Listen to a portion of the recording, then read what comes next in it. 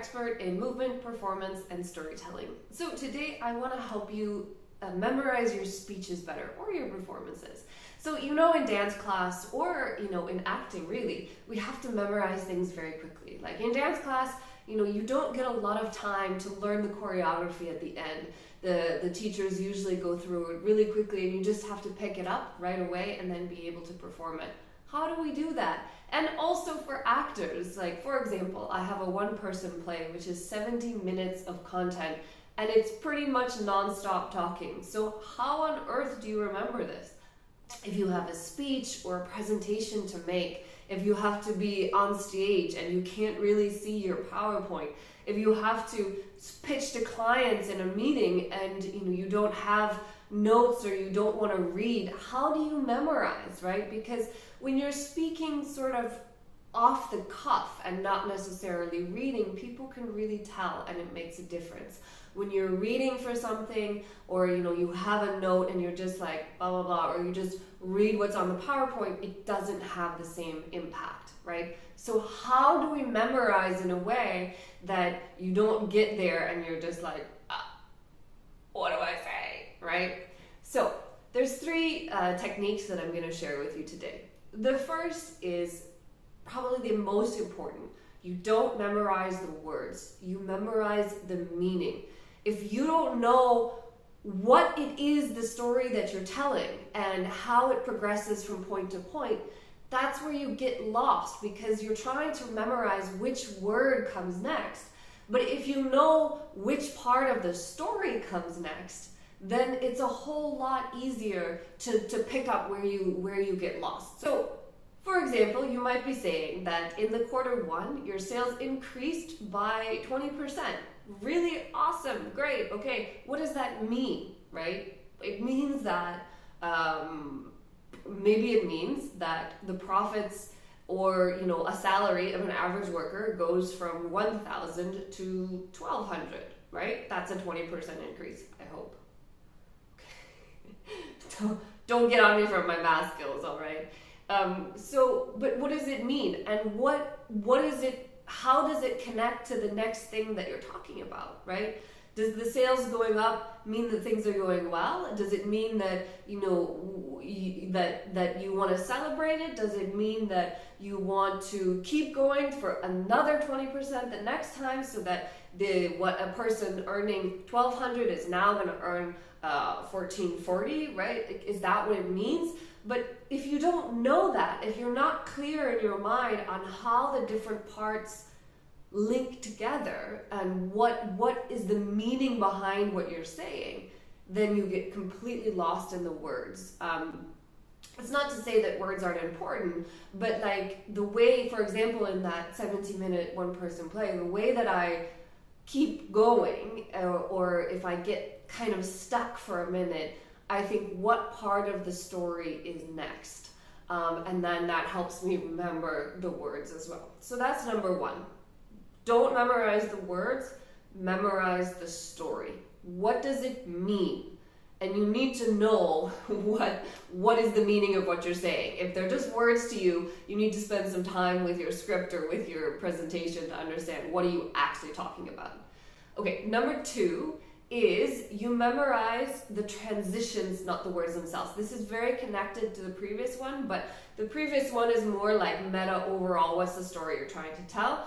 For this one, it's very much like, this is particularly for movement, but I think it works in words as well, is what is the space between this part and this part, right? So if you're like doing a movement, you have like this movement, and then you have this movement, right? If I go here, I might be like, I don't know what's next. What do I do? I'm just stuck.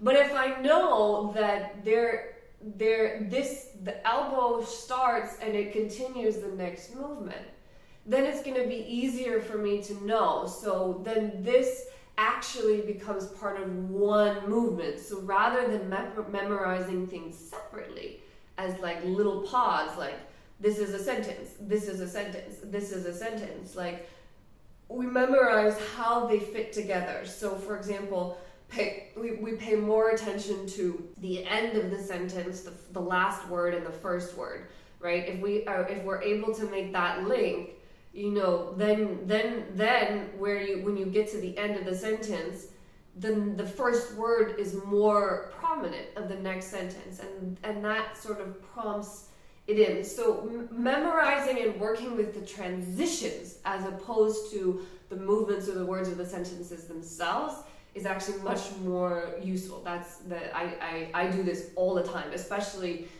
in dance class, trying to remember choreography. Is I work, what does this movement lead into? If I pay more attention to that, then I'm more likely to remember the next movement. Okay, that's number 2. So number 1, don't memorize the words, memorize the meaning. Number 2, memorize the transitions more than the separate parts.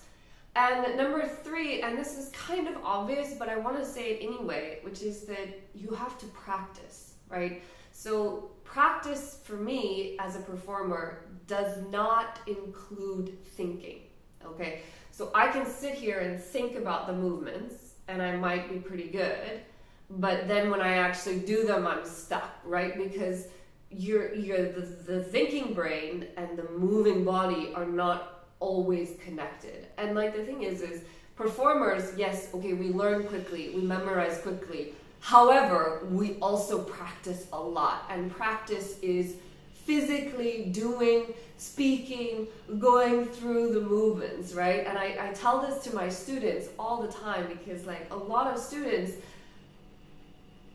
think, and they think that that's practicing, but practicing is not thinking. Practicing is physically enacting what it is you want to do, which means that if you're giving a speech, you need to give the speech before you get on stage. It means you need to speak out loud the entire speech from start to finish multiple times before you get on stage, right? That is the way you take the information, what you want to do. You know what it means, you know what the transitions are, but then you do it physically so that each time you get to the end of the word and you have to stop and you're just like, oh, what was the first word of the next sentence? Oh, let me check my notes. Of course, you go back to that part, you do it again, you do it again, you do it again. And right, once you get that smooth, you move on, right? And I know from experience that it can be really tough to like actually do it. You're just like, yeah, but I've thought about it, but thinking about it, trust me, thinking about it is not enough. Just from experience, thinking about it is not enough. You have to do it. So these are the 3 tips for memorizing speeches and presentations from a performer. Number 1, don't memorize the words, memorize the meaning. Number 2, memorize the transitions more than the component parts. And number 3, practice, practice, practice.